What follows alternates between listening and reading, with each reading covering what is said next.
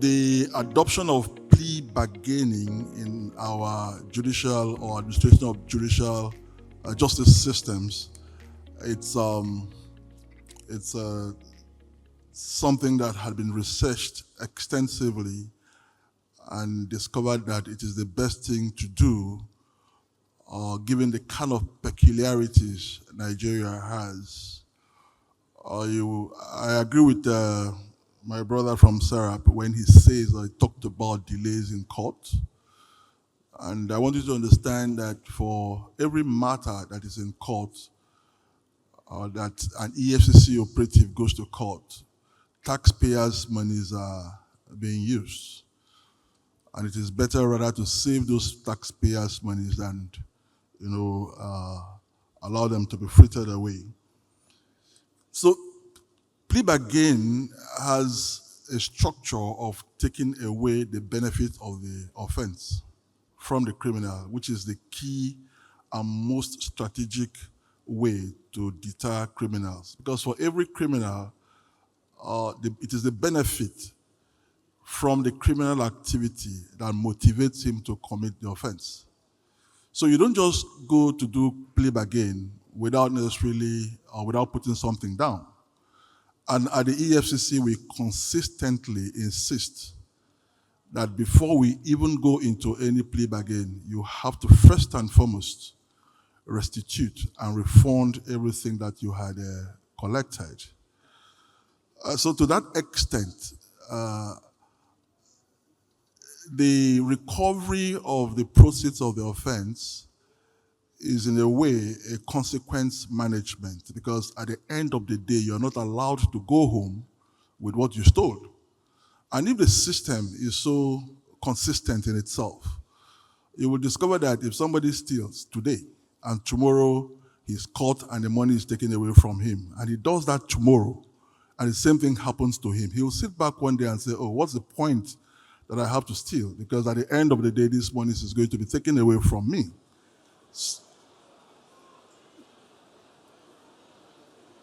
Is that an acceptance of what I'm saying? Or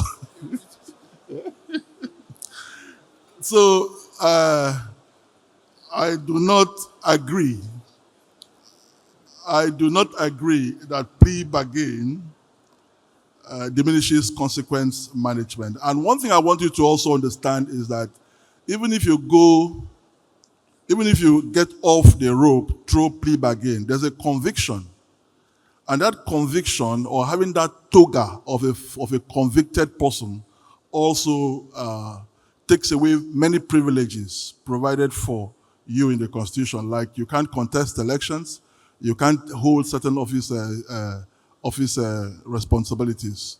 So that's that on the plea bargain. I don't know if I can continue with other questions.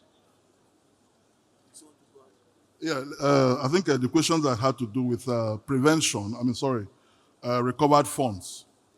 Madam Flora asked about recovered funds and why the government is still collecting more loans. Well, on the area of loans, I think I don't have the competence to speak on that. The EFCC doesn't have the competence to speak on why government is collecting loans. I think you as accountants are in a better position to tell us that. But what the EFCC does with recovered funds is that those funds are sent to the federal government consolidated revenue account. And it depends on the nature of recovery. If it's a recovery that has to do with an individual, the EFCC restitutes that money back to the victim. But where such recoveries are made on behalf of the government, the subnational government, such monies are paid to the federal government consolidated revenue account. And then one thing I could also tell you that that those monies are done with, if you look at the Process of Crime Recovery and Management Act 2022, specifically section 71, 72 or thereabout, it has actually given the government or given us the criteria for how such monies, recovered funds, are handled. But I recall recently, I think sometimes last year, the EFCC actually paid 50 billion naira to NEL Fund at the directives of the executives to support the Nigerian Student Loan Fund.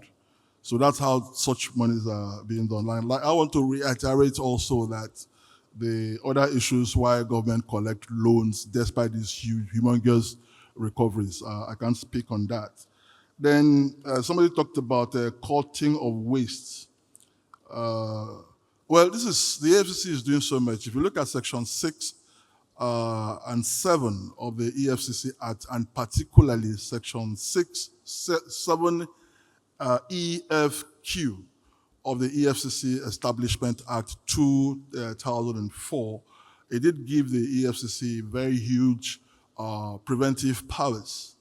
And with the coming into power by the current executive chairman, Mr. Olukoyede, he had established and enhanced the recovery mechanisms of the preventive mechanisms of the EFCC by even establishing a department, a separate department that had to do with fraud risk assessment. First and foremost, that department assesses fraud, undermines or determines the gaps and vulnerabilities, within a particular sector. The focus now is on MDAs. And the pilot project now is dealing on contracts and procurement.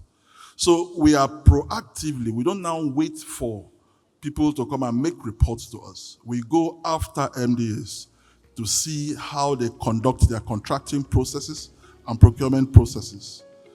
That's a strategy that the EFCC had actually adopted now to prevent government waste. All right, thank you Thank you very very much. much.